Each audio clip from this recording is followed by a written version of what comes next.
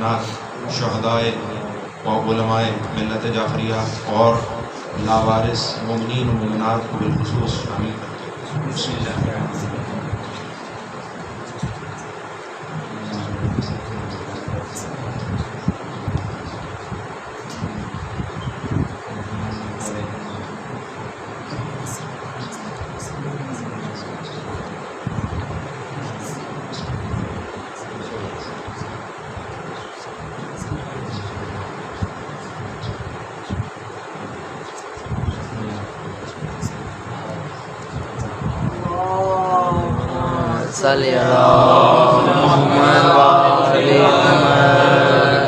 बाहर बैठे हुए भाइयों से गुजारिश करूंगा कि फर्श अदा पे काफ़ी आगे गुंजाइश मौजूद है, अंदर तशरीफ ले आए। दुरूद पढ़ ले मोहम्मद व आले मोहम्मद।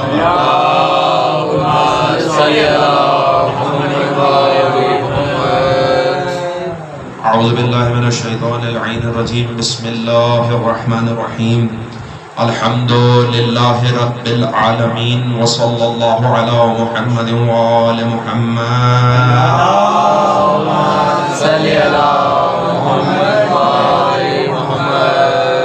अस्सलामु अलल हुसैन व अला अली इब्न अल हुसैन व अला औलादिल हुसैन व अला असहाबिल हुसैन सल्लल्लाहु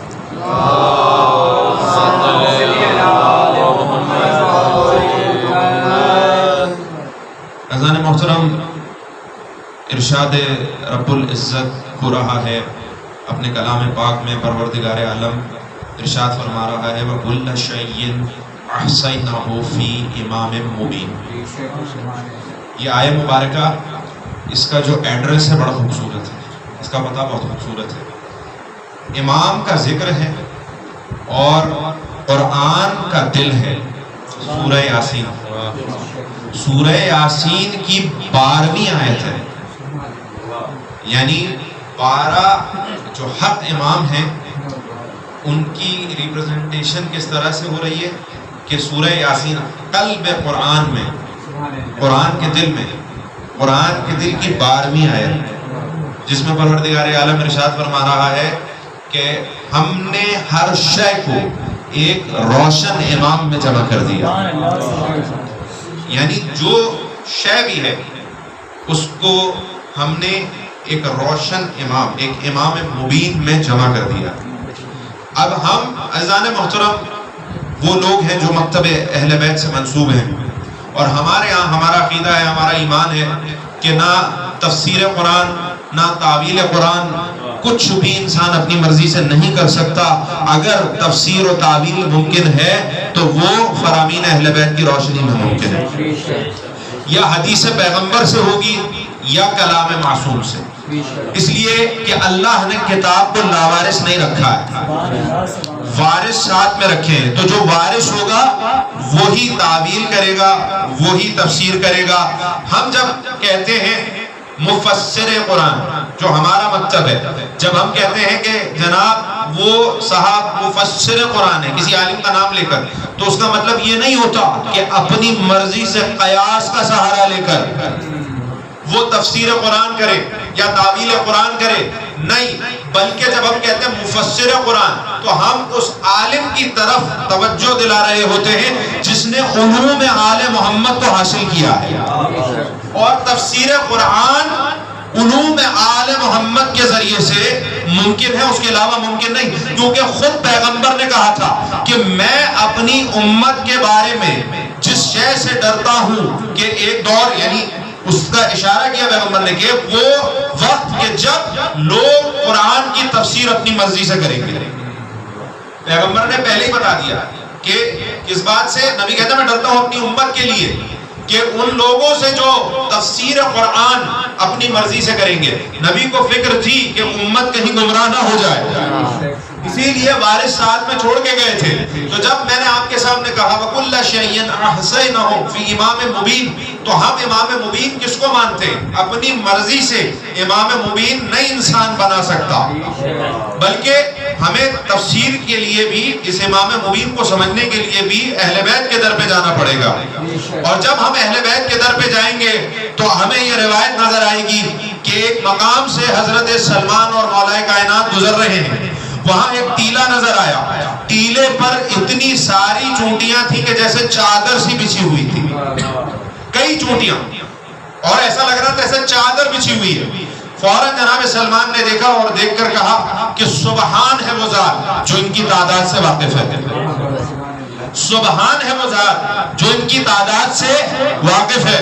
جیسے ہی مولا کائنات نے سنا، کہا سلمان یہ نہ کہو کہ سبحان ہے وہ ذات جو ان کی تعداد سے واقف ہے، بلکہ یہ کہو سبحان ہے وہ ذات جس نے ان کو خلق کیا ہے۔ جسے حمد کرنا علی سکھائے، وہ سلمان نہ بنے تو کیا بنے؟ کہا یہ نہ کہو کہ سبحان ہے وہ ذات کہ جو ان کی تعداد سے واقف ہے، بلکہ کہو سبحان ہے وہ ذات جس نے ان کو خلق کیا، اس لیے کہ سلمان ان کی تعداد سے تو میں بھی واقف ہوں۔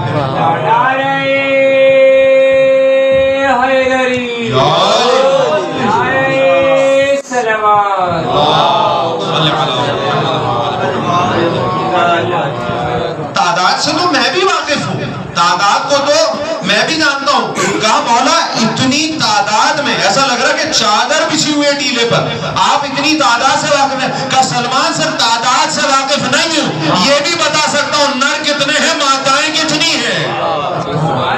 جناب سلمان جب حیران ہو رہے ہیں تو مولا نے کہا سلمان تم نے قرآن نہیں پڑھا وَكُلَّ شَيْءٍ أَحْصَيْنَاهُ فِي إِمَامٍ مُبِينٍ؟ سلمان میں ہی وہ روشن امام ہوں جس میں اللہ نے ہر شے کا علم جمع کر دیا۔ درود پڑھنے محمد و آل محمد۔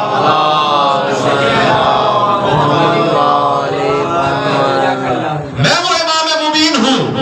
تو عزیزان محترم، امام وہ ہے کہ جو صفات امام ہی نے بتائی ہیں کہ صادق آل محمد کہتے ہیں زمین پر وہ حجت خدا نہیں ہو سکتا جو کسی سوال کے مقابلے سوال کے جواب میں کہے میں نہیں جانتا۔ پوچھنے والے اور ہیں، بچانے والے اور ہیں۔ یہ پوچھنے کے لیے نہیں آئے، یہ بچانے کے لیے آئے، یہ سمجھانے کے لیے آئے۔ اور علوم آل محمد، دیکھیں میں ہمیشہ یہ کہتا ہوں، مناظرے ہوتے ہیں آج بھی، آپ اگر سوشل میڈیا اٹھا کے دیکھ لیں یوٹیوب وغیرہ تو اس پر آپ کو ایسے ایسے خبیث مل جائیں گے جو آج بھی اہل بیت کی شان میں گستاخیاں کرتے پھر رہے ہیں۔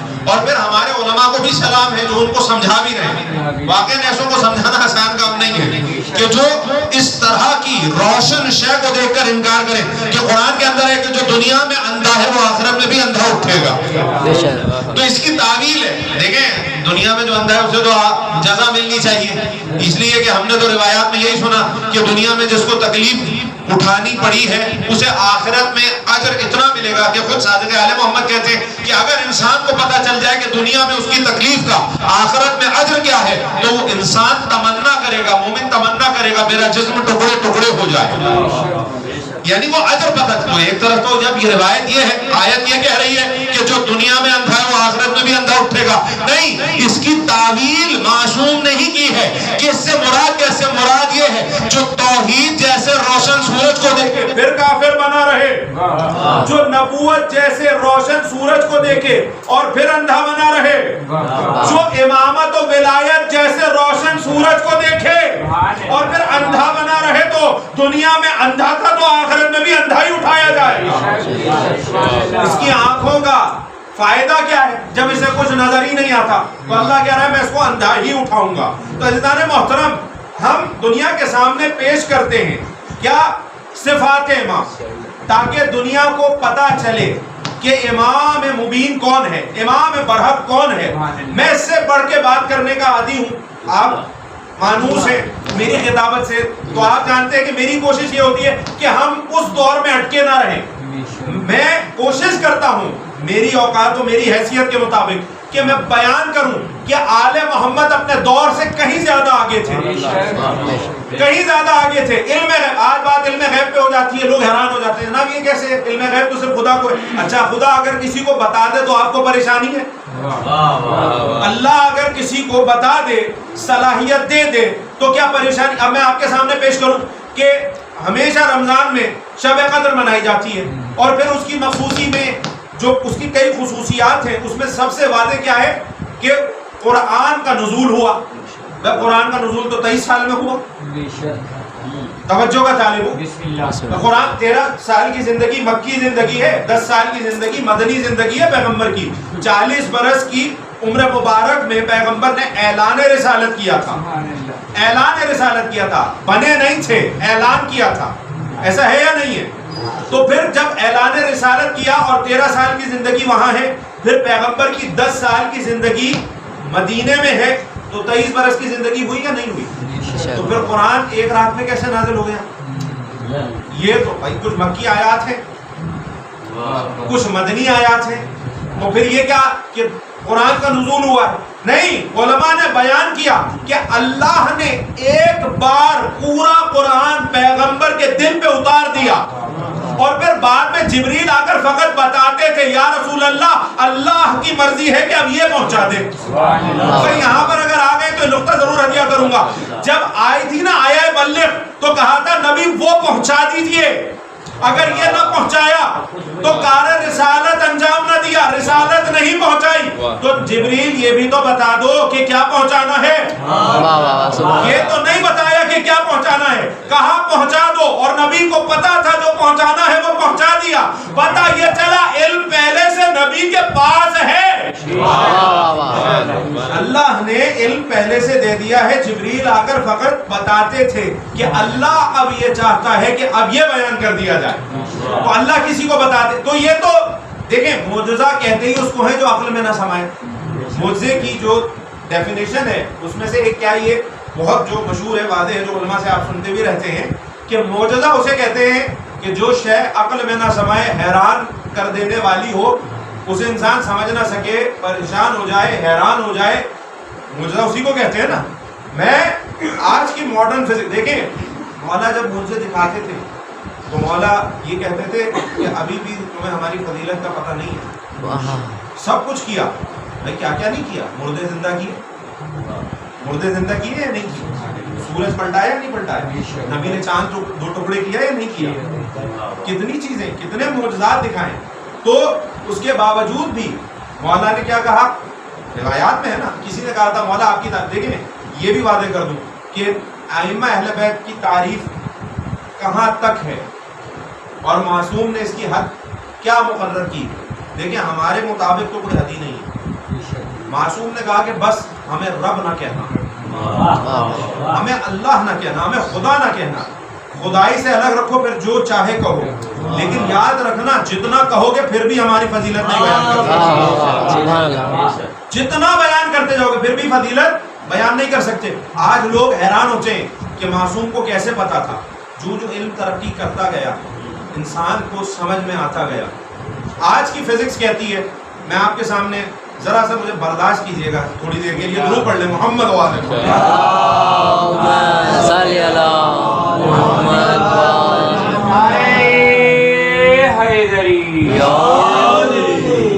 میری کوشش ہے کہ میں بیان کروں اور بہت تیزی سے گزروں, ٹھہرنا نہیں چاہتا اس لیے کہ دامن وقت بہت زیادہ وسیع نہیں ہے.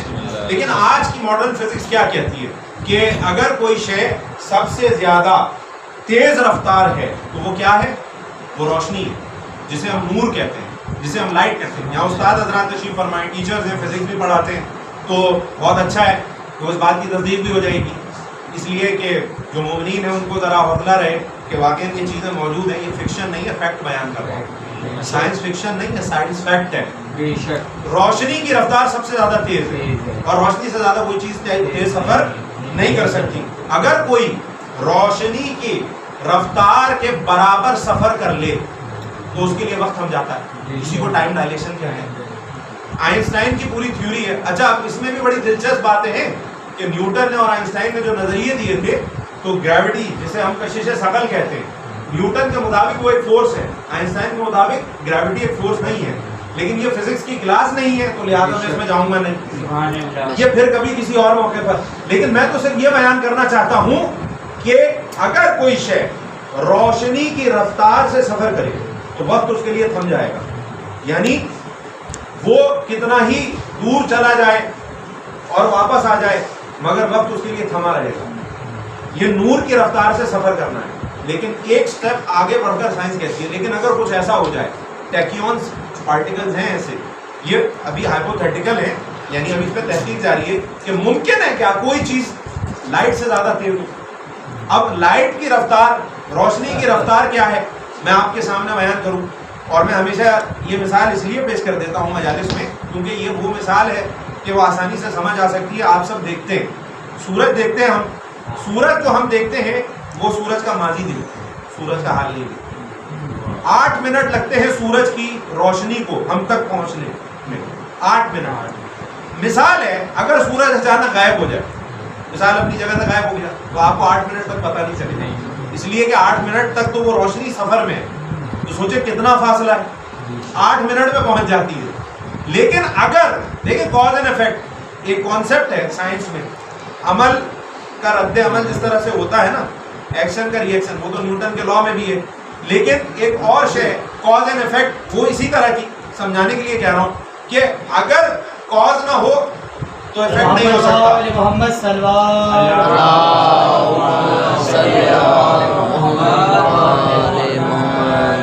اگر کاز نہ ہو تو افیکٹ نہیں ہو سکتا.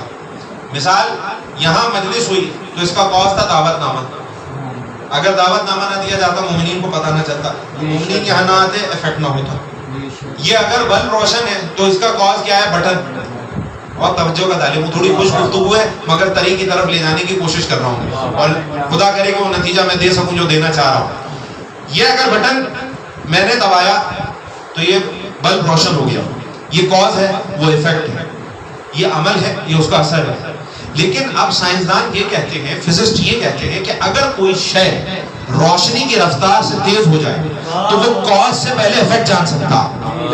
یعنی ابھی وہ شے وقوع پذیر ہوگی نہیں، وہ پہلے جان لے گا، وہ پہلے جان لے گا کہ کیا ہونے والا ہے. بھائی ریورس اگر آپ یعنی اپوزٹ اگر بات کریں، دن کو سمجھتے ہیں تو رات سے، رات کو سمجھتے ہیں تو دن سے. اگر کوئی شے روشنی کی رفتار سے سفر کرے تو وہ اس کے لیے وقت تھم جاتا ہے. لیکن اگر کوئی شے روشنی کی رفتار سے زیادہ تیز ہو جائے تو وہ وقت کو یعنی وہ وقت پہ اس طرح سے کمانڈ حاصل کر لیتا ہے کہ ابھی کاز ہوا نہیں، واقعہ ہوا نہیں، وہ پہلے جان لے گا کہ کیا ہونے والا ہے.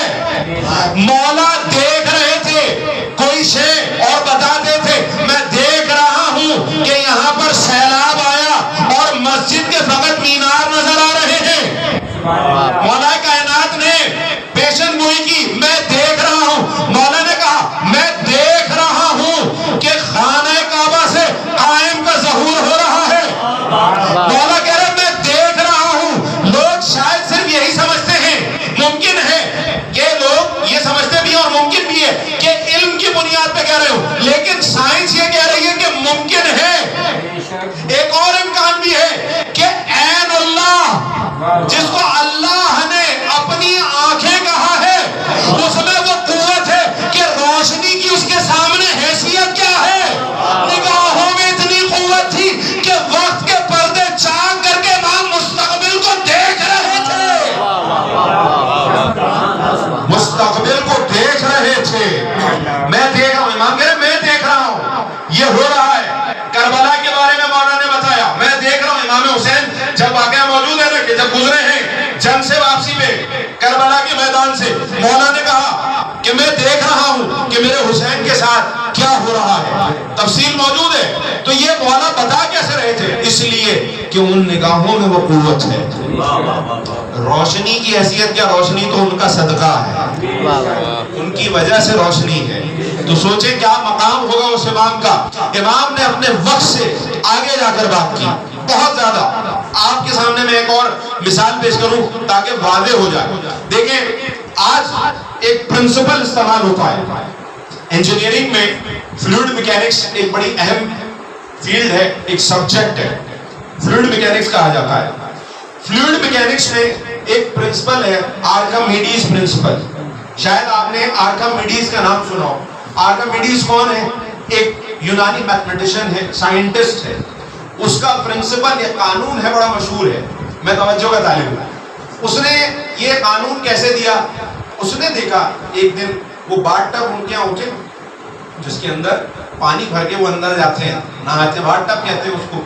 تو ایک دن وہ باتھ ٹب میں اندر جب گیا تو اس نے کیا دیکھا، کیا محسوس کیا کہ جیسے ہی وہ اندر بیٹھا ہے تو کچھ پانی نکل کے باہر چلا گیا. ایسا ہوتا ہے نہیں ہوتا کہ اگر انسان کسی بھری ہوئی شے میں اندر جائے, حوض ہے مثال کوئی, اور وہ بالکل بھرا ہوا ہے, انسان اندر جائے گا کچھ پانی نکل کے باہر چلا جائے گا. اس نے کہا یہ کیوں ہوا, یہ کیسے ممکن ہے کہ میں اندر گیا پانی نکل کے باہر چلا گیا. تو اس نے تحقیق شروع کر دی. تحقیق وہ موجود ہے, پرنسپل موجود ہے, ایکویشن وغیرہ موجود ہے, میں وہ سب بیان نہیں کر رہا. بس اس نے یہ محسوس کیا اور اس نے یہ بتایا, اور اس کا یہ قانون موجود ہے کہ پانی کے اندر کسی بھی فلوئڈ میں, حالانکہ جب میں فلوئڈ کہتا ہوں انجینئرنگ کی زبان میں فلوئڈ صرف مائع کو نہیں کہتے, بلکہ گیس اور لکوڈ دونوں کو ملا کے فلوئڈ کہا جاتا ہے.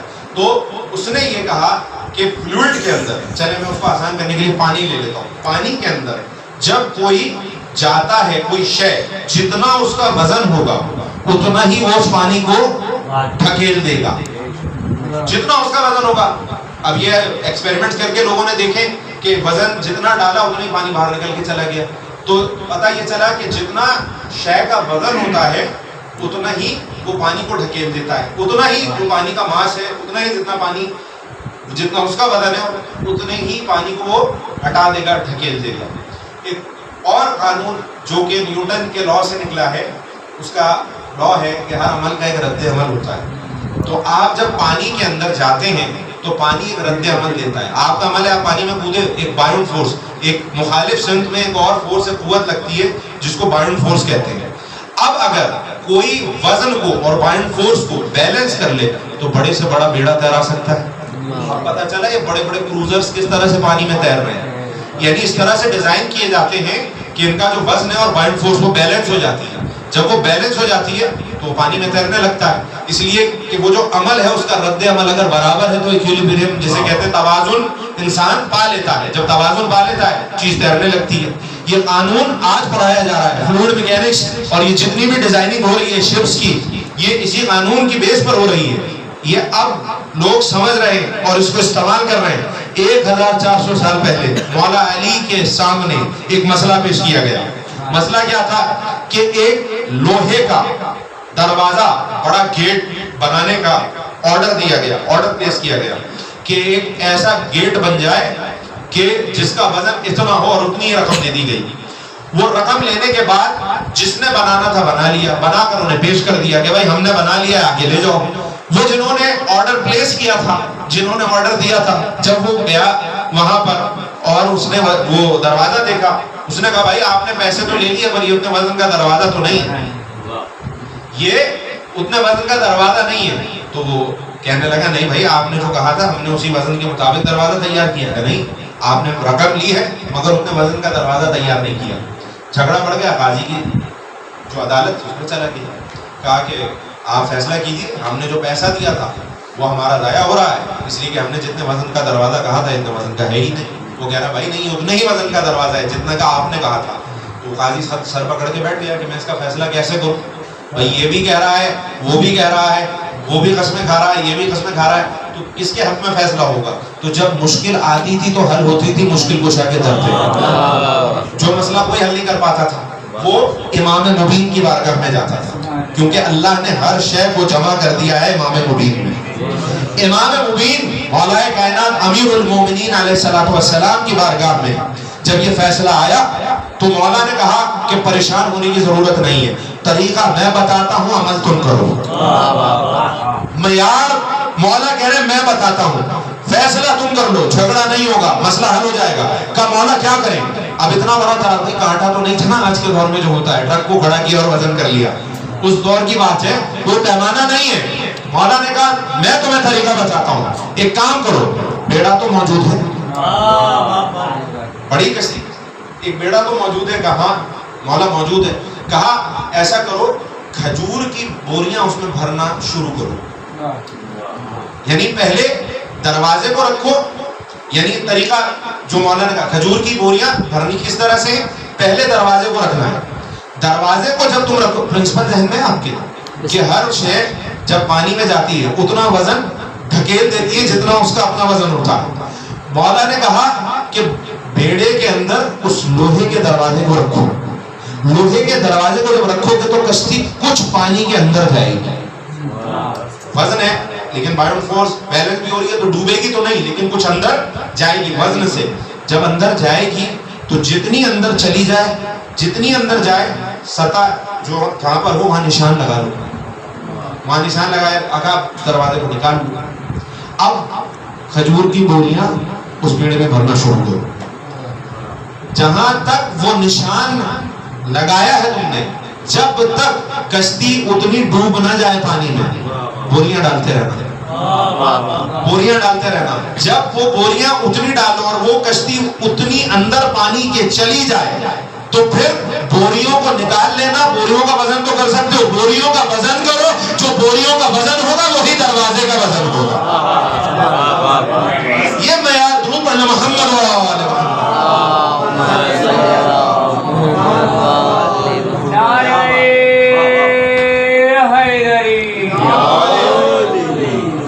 محترم. امام مبین نے یعنی آج دنیا اس پرنسپل پر کام کر رہی ہے. مولا نے 1400 سال پہلے اس پرنسپل اور اس علم کو اپنے فیصلوں میں استعمال کر کے دکھایا.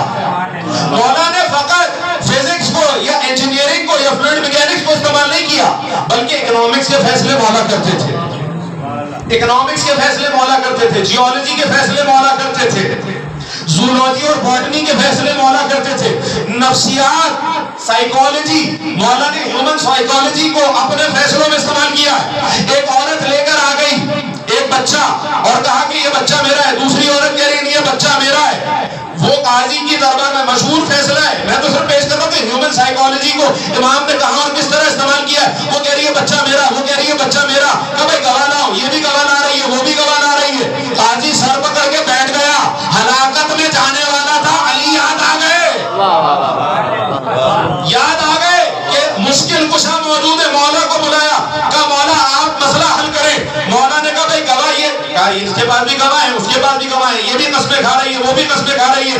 اب ہم کریں تو کریں کیا؟ کہا کوئی مسئلہ نہیں ہے. کہا امبر تلوار لے کے کھڑے ہو جاؤ، تلوار لے کر کھڑے ہو جاؤ. جب اشارہ کروں تو تلوار چلا دینا. وہ بھی امبر تھے.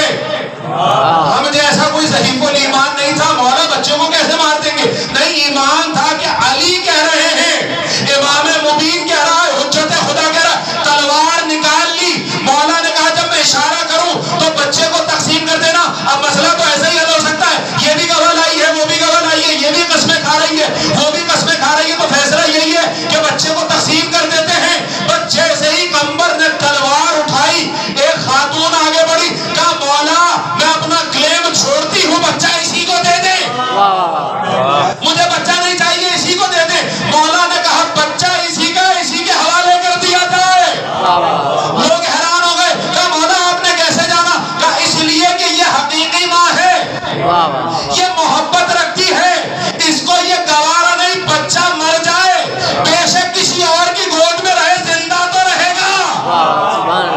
اور جو جھوٹی ہے وہ یہی چاہے گی کہ مجھے نہیں ملا تو اس کو بھی نہ ملے.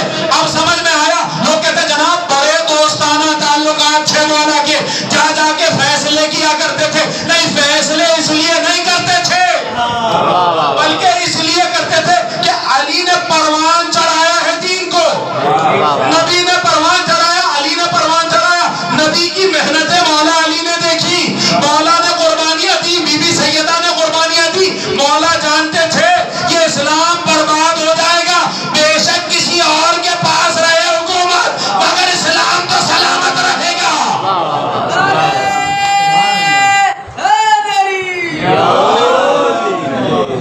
سلامت تو رہے گا، باقی تو رہے گا، دین تو بچا رہے گا. اس لیے مولا جا جا کر دفاع کرتے رہتے تھے. اس لیے کہ بچہ اگر کسی اور کی گود میں چلا بھی جائے تو حقیقی ماں چھوڑتی نہیں ہے، بتاتی ہے کہ سردی میں کیسے رکھنا ہے، گرمی میں کیسے رکھنا ہے. بچے سے محبت ہے.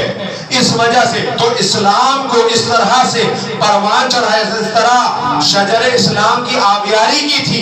مولا اسے برباد ہوتا نہیں دیکھ سکتے تھے. اس لیے جب دیکھتے تھے کسی کی حق تلفی ہو رہی ہے تو فیصلہ کرنے کے لیے جاتے تھے. اس کا مطلب یہ نہیں ہے کہ کہیں دوستانہ تعلقات تھے، کہیں اور کوئی دوسری بات تھی، نہیں، بلکہ اس لیے کہ اسلام سے محبت تھی، رسول خدا سے محبت تھی، خدا سے محبت تھی. اور مولا جانتے تھے کہ آخر یہ حکومت جائے گی تو جائے گی کہاں؟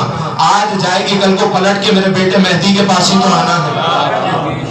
آنا تو قائم آل محمد کے پاس ہے نا، اس لیے کہ وقت کا امام مبین وہی ہے جو پردہ غیبت میں موجود ہے، وقت کا علی بھی وہی ہے، وقت کا حسین بھی وہی ہے، 11 امامتوں کا وارث ہے جو 12واں غیبت میں ہے۔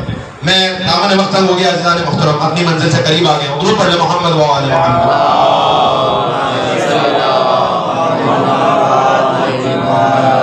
آج دنیا ہم پر اعتراض کرتی ہے، جناب یہ غائب امام کو مانتے ہیں، گستاخیاں کرتے ہیں لوگ، اگر ایسا ہے تو ہمیں امام کا ای میل ایڈریس لے دو، اپنے امام کا واٹس ایپ نمبر لے دو، کیسے رابطہ کیا جائے گا؟ کبھی ان بے عقلوں نے یہ سوچا خدا سے رابطہ کرتے ہو تو اللہ کا واٹس ایپ نمبر کیا ہے؟ خدا کا واٹس ایپ نمبر کیا ہے؟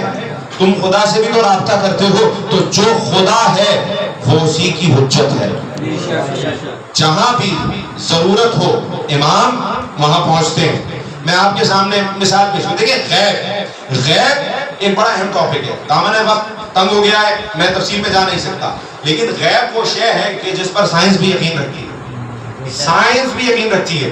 آج بھی جو یونیورس کا ماڈل ہے، دیکھیں یہ جو ماڈل پیش کیا گیا ہے کائنات کا، وہ مکمل ہی نہیں ہوتا جب تک اس کے اندر ڈارک انرجی کو ایڈ نہ کیا جائے، کہ ایک قوت ہے جو ہمیں نظر نہیں آ رہی۔ سائنسدان کہہ رہے ہیں، ایسٹرو فزسٹ آج کے کہہ رہے ہیں کہ یہ جو کائنات ہے یہ مسلسل پھیل رہی ہے، یہ کائنات مسلسل پھیل رہی ہے، کہکشائیں ایک دوسرے سے دور جا رہی ہیں۔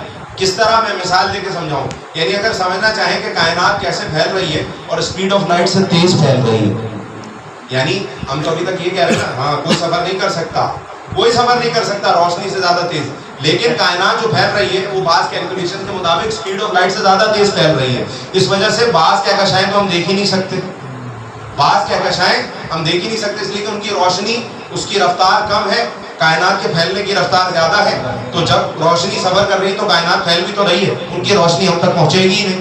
جہاں انسان کی عقل جواب دینے لگتی ہے وہاں سے اس کی کبریائی کا آغاز ہوتا ہے، جو ہم کہتے ہیں الحمدللہ رب العالمین۔ سائنسدان کہہ رہے ہیں یہ ڈارک انرجی کیا ہے؟ انہوں نے کہا ہمیں نہیں پتا کیا ہے ڈارک، اسی لیے اس کا نام، اس انرجی کا نام ڈارک انرجی اسی لیے کہ انہیں نہیں پتا، وہ نظر نہیں آتی، نظر نہیں آتی مگر ہے، نظر نہیں آتی مگر ہے، اثر رکھتی ہے۔ اثر کیا ہے؟ کائنات پھیل رہی ہے، کہکشائیں ایک دوسرے سے دور جا رہی ہیں۔ ایک مثال آپ کے سامنے پیش کروں، اب ایک یعنی ایسٹرونومی کی دنیا میں ایک بحث ہے، وہ بحث کیا ہے؟ وہ بحث ہے کہ اس نظام شمسی میں 8 سیارے نہیں ہیں بلکہ ایک اور سیارہ بھی ہے۔ میں پلوٹو کو تو ڈوارف کہہ کے اب الگ کر دیا گیا نا، پہلے 9 سیارے تھے جب بچپن میں پڑھتے تھے، اب ایک جو سیارہ ہے اسے ختم کر دیا گیا، یہ پلانٹ کی، یہ سیارے کی تعریف میں پورا نہیں اترتا، تو اب 8 ہیں، لیکن وہ کہتے ہیں نہیں ایک اور ہے، توجہ کا تعلق، ایک اور ہے۔ سائنسدان کہہ رہے ہیں یہ ایک اور ہے، تو کہا کہ یہ سیارہ ہے، اسے تلاش کر رہے ہو تو مل کیوں نہیں رہا؟ کہا نظر نہیں آ رہا مگر ہے، توجہ کا طالب ہو، کہا نظر نہیں آ رہا مگر ہے، کہا جب نظر نہیں آ رہا تو تمہیں کیسے پتا کہ ہے؟ کہا اس لیے کہ اس کی کشش ثقل دوسرے سیاروں پہ اثر انداز ہو رہی ہے، ان کا جو مدار ہے وہ اس طرح کا نہیں ہونا چاہیے، ان کا مدار بتا رہا ہے کہ کوئی اور سیارہ بھی ہے، نظر نہیں آ رہا مگر اس کی کشش بتا رہی ہے، اس کا اثر بتا رہا ہے۔ ہم بھی تو کب سے یہ کہہ رہے ہیں امام ہے، نظر نہیں آ رہا مگر ہے، نظر بے شک نہ آئے مگر اثر بتا رہا ہے،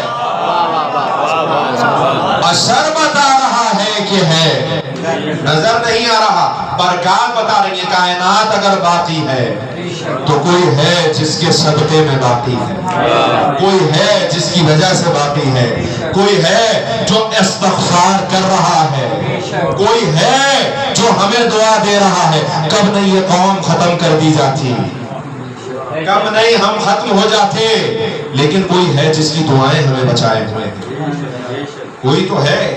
یہ ہونا، اور عزیزان محترم دنیا نے جو ترقی آج کی ہے، روایات میں آیا ہے کہ جو علم ہے اس کے 27 فروق، یعنی 27 اس طرح کہوں کہ درجے ہیں، ابھی تک تا ظہور قائم صرف 2 درجے ظاہر ہوں گے، 25 پھر بھی لوگوں کو پتہ نہیں ہے، اور روایات بتاتی ہیں کہ وہ 25 درجے قائم آل محمد آ کر بتائیں گے۔ اب آپ بتائیں کہ ابھی 2 مکمل نہیں ہوئے تو اتنی ترقی ہو گئی ہے، تو 25 آ کر ایک دم جب امام بتائیں گے تو کتنی ترقی ہوگی. عزیزان محترم جب امام آئیں گے تو آ کر جب مکے سے آپ کا ظہور شروع ہوگا تو امام صدا دیں گے, ہے کوئی تم میں جو آدم کی زیارت کا خواہش مند ہو, ہے تم میں کوئی جو ابراہیم و اسماعیل کی زیارت کا خواہش مند ہو, ہے تم میں کوئی جو موسیٰ و عیسیٰ کی زیارت کا خواہش مند ہو, ہے تم میں کوئی جو نبی و علی کی زیارت کا خواہش مند ہو, ہے تم میں کوئی جو نسل علی میں جو آئمہ ہیں, جو نسل حسین میں آئمہ ہیں, ان کی زیارت کا خواہش مند ہو. اگر کوئی ہے تو آئے, آ کر مجھے دیکھ لے, اس پوری نسل پاکیزہ کا خلاصہ میں.